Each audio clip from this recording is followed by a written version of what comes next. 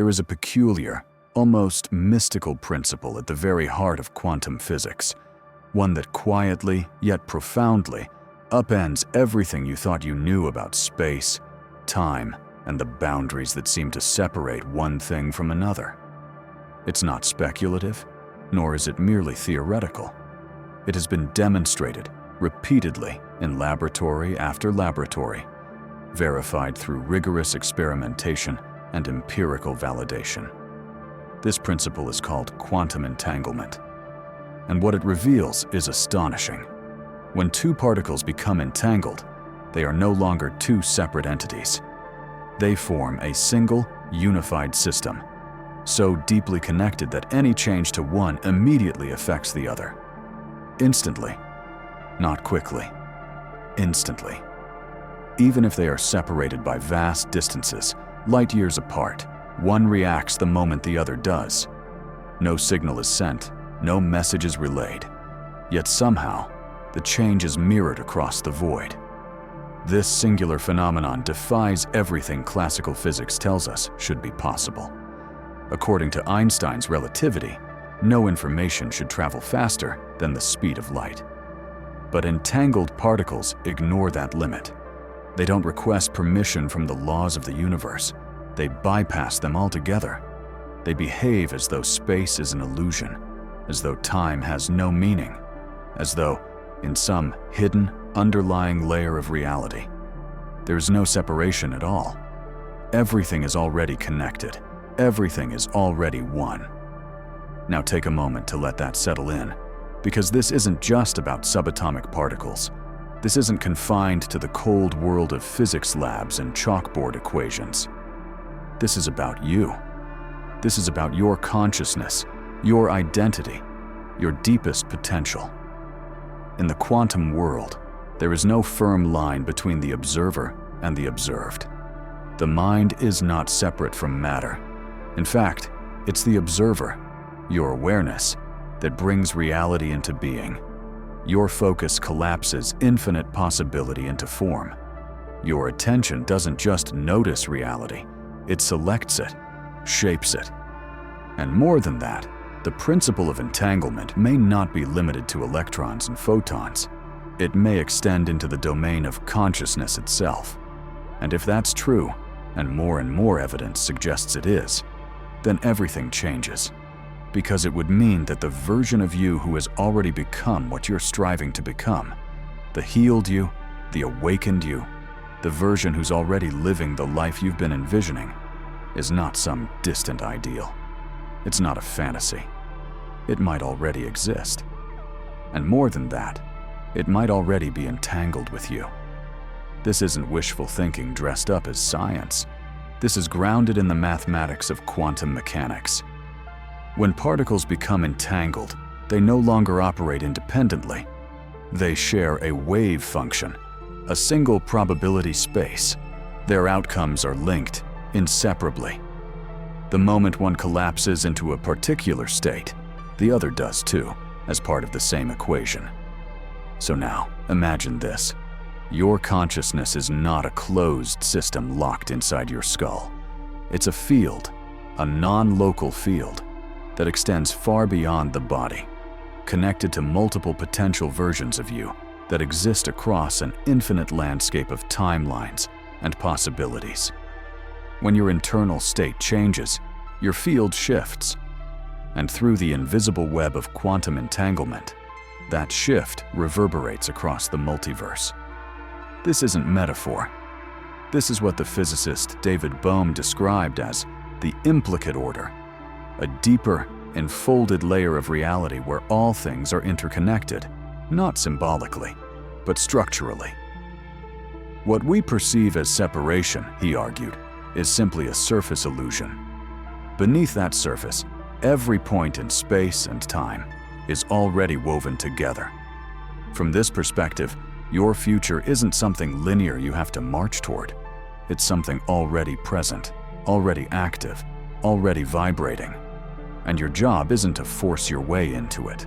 Your job is to attune to it, to match its frequency, to align with it so precisely that the distinction between you and it begins to dissolve. So maybe the real question isn't, how do I get to my dream reality? Maybe the deeper question is, how do I become the version of myself who's already living it? Because if quantum entanglement is real, and we know it is, then that version of you is not imaginary. It's a genuine, coherent pattern within the quantum field. It is already radiating a signal, a frequency, a vibration. And that signal isn't something you have to create. It's something you can receive, something you can begin to resonate with. And here's where the insight goes even deeper. The quantum field does not respond to wishful thinking. It doesn't answer to effort alone. It is not swayed by declarations, affirmations, or sheer force of will. It responds to one thing: coherence. Coherence is when your thoughts, emotions, and actions come into alignment. It's when your being broadcasts a unified signal, strong, stable, and clear. Most people don't live this way. They think one thing, feel another, and do something completely different. Their internal field is fractured, noisy, contradictory. And so, the quantum responds accordingly. Not with punishment, but with precision. It reflects back the static, the interference, the fragmentation of their own state. This is why understanding entanglement isn't just intellectually fascinating. It's personally transformational. Because once you realize you're already connected to your future self, your dream reality, the question becomes, how clean is your signal? How stable is your field? Can your nervous system hold the frequency long enough to complete the transmission? Can your identity remain consistent enough to maintain the link? Most people try to manifest realities they don't actually believe in. They visualize outcomes while holding on to inner doubt. They repeat affirmations their body doesn't trust. They act from fear while hoping for peace. That's not coherence. That's resistance. That's interference disguised as effort. Interference is the great disruptor of entanglement. Like static distorting a pure signal, it clouds the connection between you and the quantum field. And this connection, this entanglement, thrives on clarity. It depends on precision. It requires a signal so refined, so unmistakably aligned, that the field has no choice but to acknowledge it. Entanglement isn't about noise, it's about purity, stillness, surrender. And when that level of coherence is achieved, when your system calms, your thoughts align with your emotions, and your inner state becomes steady, the field doesn't simply notice, it responds. Not metaphorically, literally, in the realm of physics. In those moments, probabilities collapse, timelines adjust, possibilities that seemed unreachable suddenly appear. Not because they materialized out of nothing, but because you attuned yourself to the version of reality where those things were already true. You tuned in to a signal that was always there, waiting for you to match its frequency. That's the shift we must embrace, the core transition from effort to essence, from chasing outcomes to becoming a match for them. Stop trying to force the future into being by sheer effort, and start remembering that you are already connected to it through your state of being, through presence, through resonance. Your dream reality isn't some prize waiting at the end of a long road. It's not a finish line, it's a frequency, already pulsing within the quantum field. And the only thing keeping you from living it now is the signal you're currently sending out. Change the signal, change the entanglement. So if there's a part of you, even just a whisper, that's been sensing a freer, more authentic version of yourself, a you that breathes deeper, walks lighter, feels closer to truth, that's not wishful thinking. That's not fantasy. That's entanglement speaking. That's the quantum field gently urging you to collapse a new reality into being. But here's the key. You don't get there by trying harder. You get there by tuning deeper. by quieting the noise and refining the signal. Because the truth is, you are not separate from what you seek. You've never been. The desire itself is evidence of connection, and the field is always listening. For generations, we were taught to believe that the mind was nothing more than the brain, a dense cluster of neurons firing in isolation. A machine made of biology, processing inputs, producing thoughts. A closed loop. But that old model is dissolving. Modern neuroscience, quantum biology, and the study of consciousness are revealing something far more awe-inspiring. The mind is not confined to the skull. It is not local. It is not limited to gray matter. The mind is a field, expansive, intelligent, and fundamentally entangled with the quantum structure of reality. And what does that mean in practical terms? It means that your thoughts don't stay trapped inside your head. They radiate. They ripple outward. They interface with the very field that shapes physical reality. Especially when thought is charged with feeling. When you think with emotion, when you care, when you believe, your brain emits measurable electromagnetic waves. And your heart, a powerful electrical organ, amplifies them. Your whole being becomes a transmitter. And those signals don't just stay within the body. They leave an imprint. They travel into the field, where potential exists in every direction. And they influence probability. Not as a matter of superstition, but as a principle of quantum mechanics. These signals become part of the invisible architecture that determines which version of reality will crystallize into form. As Dr. Joe Dispenza puts it, you are constantly broadcasting a signal into the field. But this isn't just philosophical, it's physiological. When your brain and heart enter a state of coherence, when your thoughts and emotions are harmonized, your electromagnetic field becomes highly ordered.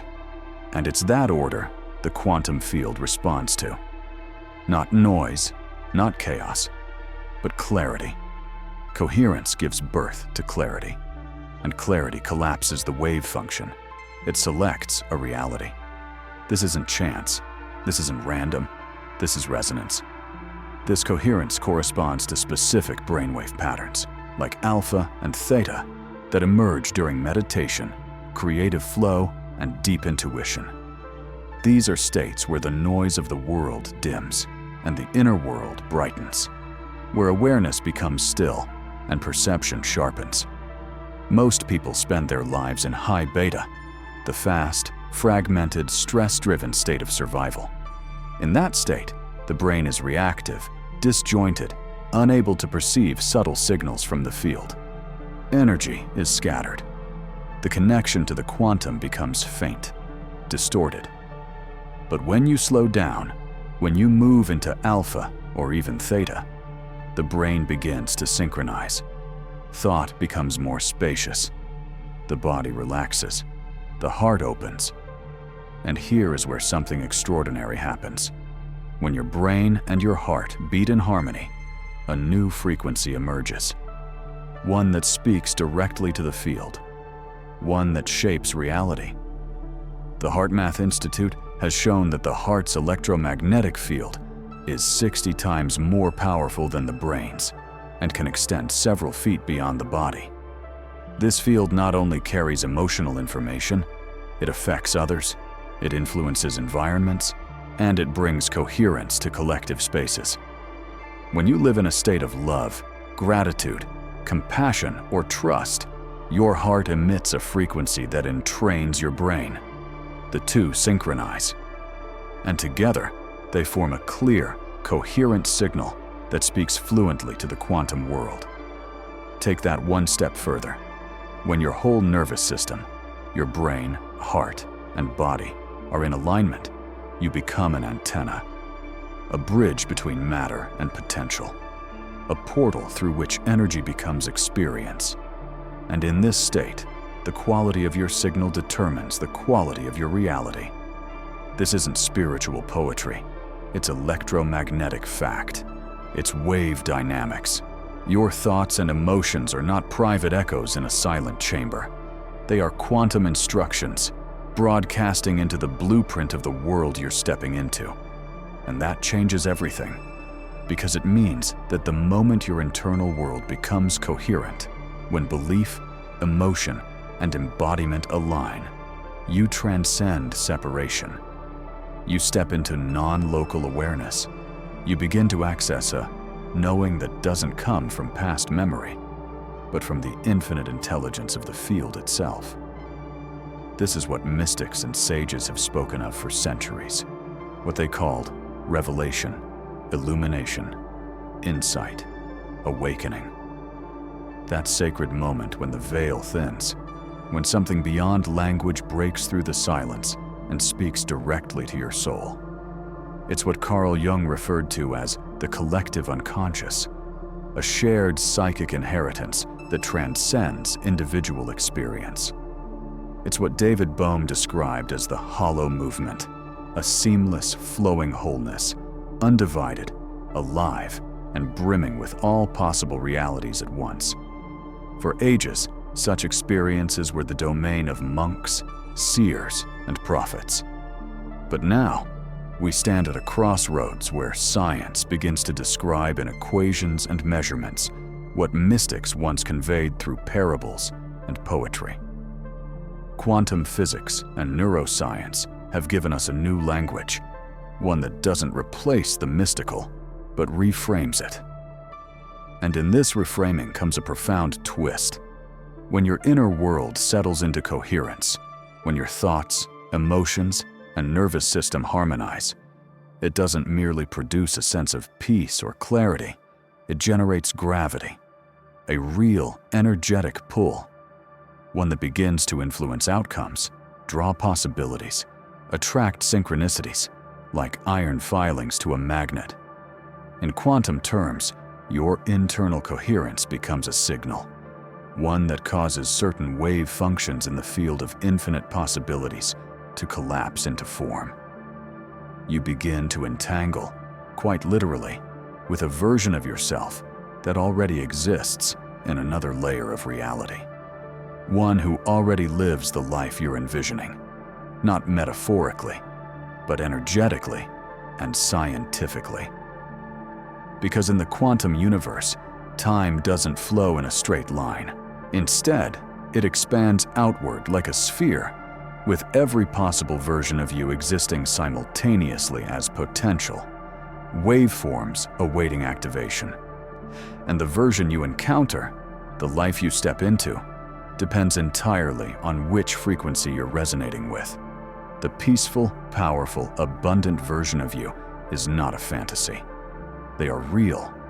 They are a pattern in the field, as concrete as any memory. So the question isn't whether that version exists. The question is, have you become coherent enough, clear enough to receive their signal? Because transformation does not begin with willpower or external change. It begins within. It begins when your inner world ceases to be fragmented and starts to vibrate as a single unified force. Until that happens, the outer world remains a distorted echo of your internal static. You can't entangle with precision if your field is filled with contradiction. You can't collapse the future if your nervous system is still clinging to the past. And this is where the quantum insight deepens. The observer effect, a cornerstone of quantum mechanics, tells us that the act of observing transforms possibility into physical reality. But observation here doesn't mean mere looking. It means conscious attention. It means the full engagement of your awareness, emotion, and intent. Observation, in the quantum sense, is participatory. And you're participating not just with your eyes or your thoughts, but with your entire being. Your brain broadcasts signals. Your heart emits a powerful electromagnetic field. Your gut responds with instinctual intelligence. Every part of you is sending out a frequency, creating a signature in the quantum field. So every time you observe your life through the lens of alignment, through trust, clarity, gratitude. You collapse a new version of reality into being. And this leads to a deeper, more radical truth. The brain is not the origin of your thoughts. It is a receiver, a translator, a portal. Your thoughts are not simply products of neurons firing randomly in the dark. They are more like radio waves, frequencies you're tuning into, possibilities you're perceiving, streams of information already present in the field, waiting for someone to attune. So the next time you receive a vision during meditation, the next time you feel a whisper of intuition or sense a version of your future self gently guiding you forward, don't be so quick to dismiss it as fantasy. Consider the possibility that you aligned, if only for a moment, with the exact frequency where that reality lives, that you tuned in, that your consciousness stretched beyond the physical, across the sea of quantum potential, and made contact with the version of you that already lives what you long to become. Because your mind is not a prisoner of the brain. It is the bridge between what is and what could be. And your coherence is the key to crossing that bridge. Now, if your consciousness is the signal and the quantum field is the receiver, then your mental programming, the subconscious patterns you carry, is the filter. And here's the problem. Most people are sending out distorted signals without realizing it. They speak affirmations that sound powerful but feel hollow. They visualize success while their nervous system still flinches in fear. They chase dreams while unconsciously bracing for disappointment. And the field doesn't respond to what you want. It responds to what you are, to the totality of your signal. That signal is not just your words or your conscious thoughts. It's the sum of your coherence. And when that coherence is fractured by hidden beliefs, unresolved memories, emotional wounds, you become out of sync with the timeline you're trying to enter. And so the future remains suspended, like a radio frequency you're just barely missing. Imagine trying to tune into 97.8 FM, but your dial keeps flickering between 88.1 and 103.5. That's what it's like when part of you wants the future and another part fears it. When one part trusts the unknown and another clings to control. That internal noise scrambles the signal. And when the signal is scrambled, entanglement breaks. This is why so many spiritual seekers feel like they're doing everything right and still getting nowhere. The field is not unresponsive. It's precise. It's listening to the whole of you, not just your words, but your resonance. And if the version of you who is seeking is still coded by fear, lack, trauma, or outdated identity, then that's the frequency being broadcast. You cannot collapse a new reality from an old identity. And identity, at its core, is a program, written by experience, encoded by repetition, and often inherited without awareness. Carl Jung once said, "Until you make the unconscious conscious, it will direct your life and you will call it fate." This truth resonates even more profoundly in the quantum realm, where the subconscious, not your logic, not your intellect, is the true observer. It is not just a passenger in your life, it is the silent architect of your reality. At its core, it is your deepest vibrational signature, your encoded pattern of perception, expectation, and emotional memory. This invisible pattern governs everything. How safe you feel when love arrives, how worthy you believe you are when opportunity knocks, how much abundance you're willing to allow in, how much energy you're even capable of holding without sabotage. And unless this unconscious blueprint is rewritten, the quantum field will continue collapsing around the same emotional coordinates, replaying the same loops with uncanny precision. Let's bring this out of the abstract and into the body. Because your body is not simply a vessel, not just a collection of organs and impulses. It's a living memory field, a biological echo chamber that records every unresolved moment, every word unspoken, every tear swallowed. Each trauma, each act of suppression, Each emotion that was never fully processed leaves its fingerprint on your nervous system. Over time, those fingerprints become your foundation.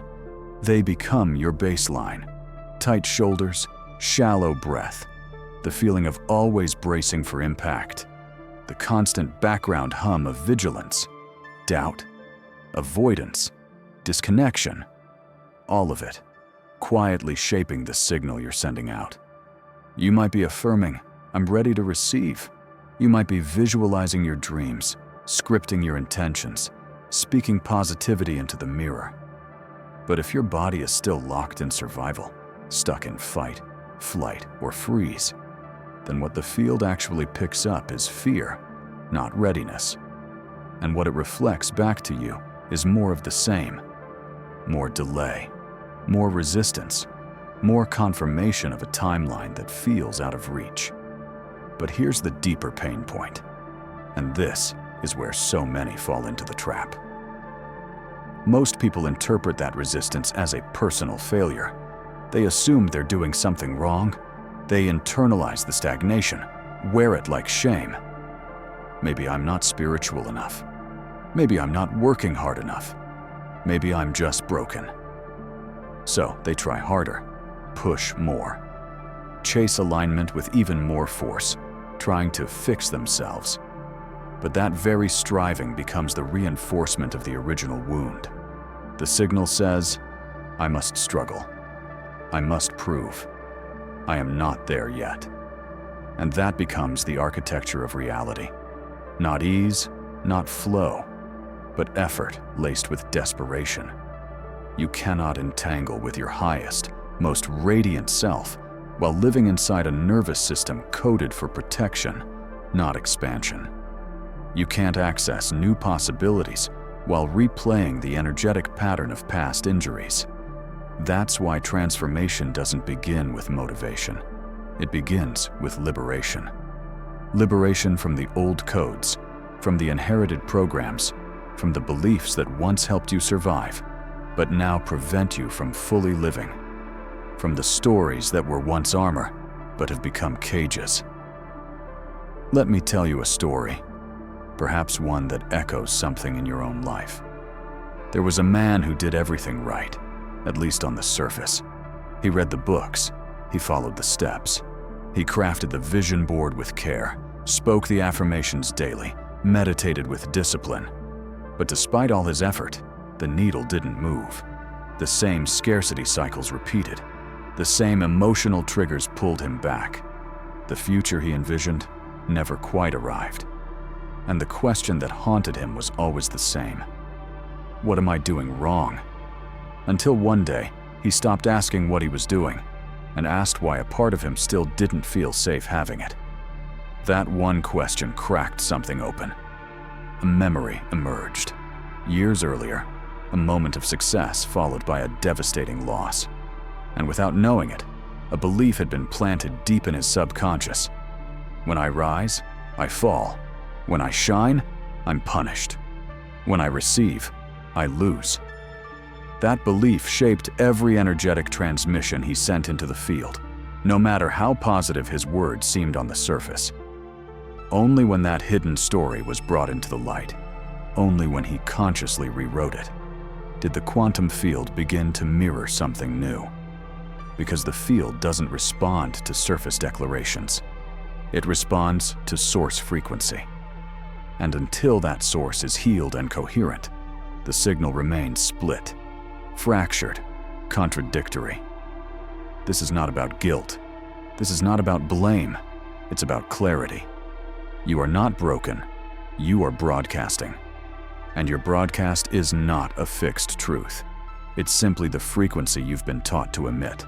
But the moment you recognize that, you unlock the power to shift it. Because the field is not loyal to your past. It's loyal to your pattern. And every pattern can be recoded. Every loop can be rewritten. You are not behind. You are not beyond help. You are simply resonating with an outdated story, a version of reality that no longer belongs to you. And the beauty is, you don't have to keep living inside it. If you've made it this far, something in you already knows. The future is not a finish line to chase. It's a frequency to embody. And embodiment doesn't happen through thought alone. It happens through nervous system coherence, through somatic alignment, through shifting from concept into calibration, from theory into field, from intellectual knowing into lived reality.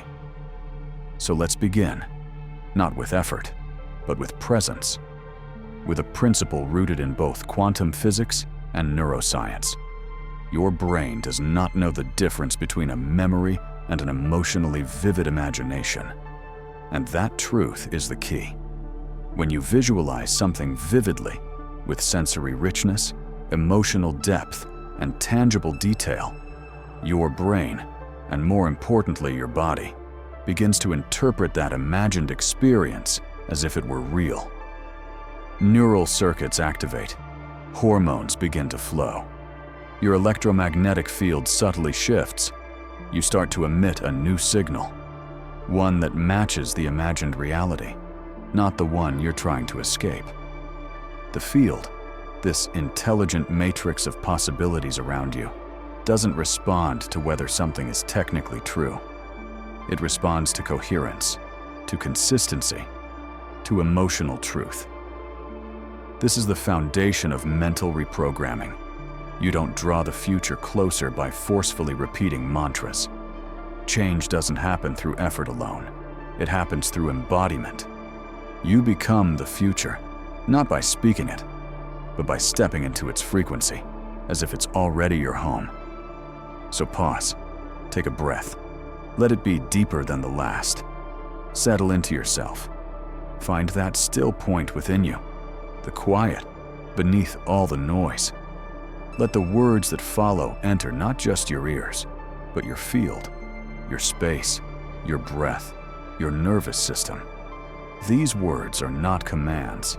They're invitations, not meant to control, but to soften, to help you remember what it feels like to be fully present, fully open, fully available to transformation. Let them guide you, not with pressure, but with grace. Now imagine a version of you who has already made the shift. Not a version that's flawless, not a fantasy self, but a whole self, grounded, clear, light. They move through life with intention, not tension. Their steps are unhurried, yet unwavering. Their breath is calm. Their eyes don't search, they see. They don't need to convince anyone. They don't need to prove anything. Their very presence speaks enough. They're aligned, not chasing, not striving, simply living, fully, presently, deeply. Visualize them. Bring them into focus. Where do they live? What kind of space surrounds them? What clothes feel like home to them? How do they speak? What cadence? What tone? What does their posture say about their peace, their confidence? Look closer. What does their life feel like, not just on the surface, but underneath, in the quiet places? And now, don't just watch them. Feel them. Not as someone far off in the distance, but as someone you know intimately. Someone you are beginning to remember. Because this version of you is not separate. They are not in some distant timeline. They are here, now, layered within you. The only thing that stands between you and them is the frequency you're currently tuned to. So let's begin to tune. Breathe as they would breathe. Unclench your jaw. Lower your shoulders. Allow the tension to melt from your neck. Let your heartbeat find a steady rhythm. Let your thoughts pass without gripping them. Let your system relax into the memory of already being them. Even if only for a few seconds. Feel it. Stay with it. Let your nervous system explore this new pattern. Let your body remember what safety feels like in this upgraded identity. This isn't delusion. This is quantum congruence, a biological update. Because right now, in this moment, Your system is recalibrating. You are giving it a new template, a new internal reference point. You are replacing the old signal of lack with a signal of inner sufficiency. You are dissolving the blueprint of striving and replacing it with the resonance of embodiment. This is a signal the field knows how to respond to, because the quantum doesn't move on your desperation. It doesn't rearrange itself based on longing. It doesn't shift because of effort. It moves when you do, internally, emotionally, energetically. It responds to being, to congruence, to the clarity of identity. So as you hold this inner state, let this be your reminder. The future is drawn to the version of you that resonates with it, not the one that begs, not the one that waits, but the one that remembers. Tuning is not striving. It's not pushing. It's listening. Softening. It is the willingness to stop telling the story of who you've been, just long enough for the story of who you truly are to emerge. It is the quiet bravery of letting go of what's familiar, even when it's limiting, and opening your system to a frequency that once felt unfamiliar, maybe even unsafe. But it isn't unsafe now. It's just new. Let your body know it's okay to feel safe in that expansion. You are not the identity that was shaped by pain alone. You are not the sum of the patterns that kept you small. You are the version that remembers who they were before the programming. And that remembering, that return, is what true reprogramming actually is. It's not about repetition. It's about recognition. It's not about reciting what you want until the universe hears you. It's about feeling who you are until you hear yourself. So now let your field hear you, not through force, but through a signal, a gesture. In the comments, write these words: I am entangled, not for me, not for validation, but as a marker, as a quiet declaration to the field around you and the field within you. It is a signpost of readiness, of coherence, of return. Because when you give something a name, you give it weight. And when you claim it, the energy around you begins to organize in response. Not because you're demanding it, but because you're becoming it. You are not imagining, you are remembering. You are not fabricating a dream, you are collapsing a timeline. One that already exists, one that has always existed. And that version of you, the one who already lives this way, is feeling you now. Stay here for as long as your system feels safe to stay. Let the vision soak into your cells. Let it become less of an image and more of a frequency. Let the emotions gently settle into your field. Let them ripple across the landscape of your awareness without resistance. Let the old code, the outdated patterns, the silent agreements you've outgrown, quietly dissolve in the presence of this new, elevated frequency. And if it feels subtle, soft, or even barely noticeable, good. That's a sign you're tuning into something real. Because quantum change isn't loud. It doesn't shout. It doesn't need to. It's refined, precise. It moves not through drama, but through depth, beneath the noise, beneath the thought, in the quiet current of your nervous system, in the stillness between breaths. This isn't performance. It's not for show. It's a portal. Access. Not magic, but mechanics. And you are the bridge between intention and embodiment. So let this be more than an exercise. Let it be a reset, an invitation to live from the signal you just awakened. Let it bleed into your day, into your choices, your posture, your tone, your presence. Because the more you hold this frequency, even briefly, the more your field stabilizes. And as it does, reality responds, quietly at first, but clearly. There comes a moment, not with fireworks, but with stillness.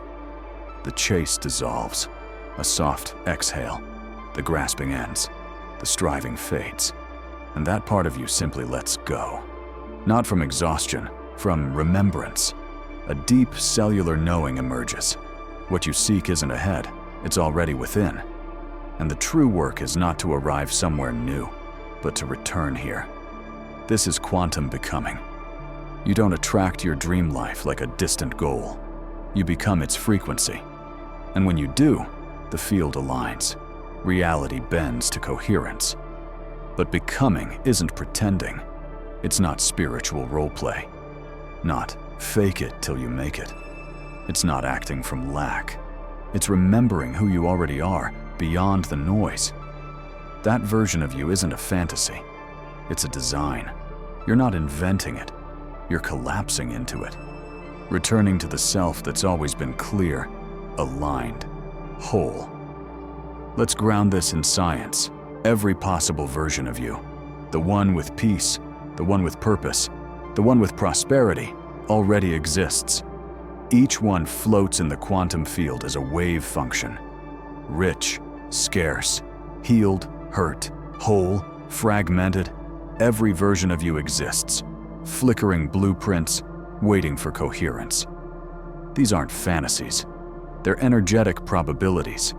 Living frequencies dancing on the edge of manifestation. And the one you live? It all comes down to coherence. When your inner state, thoughts, emotions, energy, matches the frequency of one of those versions, it collapses into form. It becomes your life. This isn't poetic metaphor. It's quantum mechanics. The observer effect, not the cliché, but the real science of selection. Because in the quantum world, observation isn't seeing, it's being. It's your full electromagnetic presence, your thoughts, your nervous system, your identity, functioning as the selector of reality.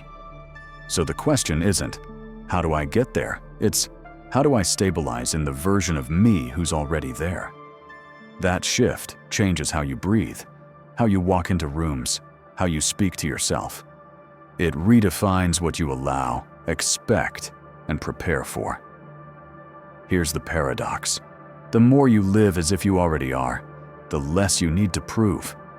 The more you act from the future, the less you chase it. And the field, intelligent, precise, begins responding faster than logic can explain. Because when you become the signal, the delay dissolves. But let's be real. Becoming isn't always light and ease. Sometimes it feels like grief, confusion, resistance. Not because you're failing, but because you're shedding. You're releasing the parts of you built to survive the old frequency. That shedding can feel like silence, stillness, doubt. But beneath it, something is aligning. Your field is recalibrating. Your nervous system is learning that safety isn't in the pattern, it's in the possibility. And the version of you who already lives there, they're not waiting for your perfection. They're waiting for your trust. You trust them by moving like them, thinking like them. Not from lack, but from knowing. You stop saying, I'm getting there, and start living. I'm already here. That's what Neville Goddard meant. Assume the feeling of the wish fulfilled, not by forcing emotion, but by stabilizing in identity. Let that identity become your home. When your thoughts, emotions, and actions align with that self, the field stops echoing your effort and starts reflecting your essence.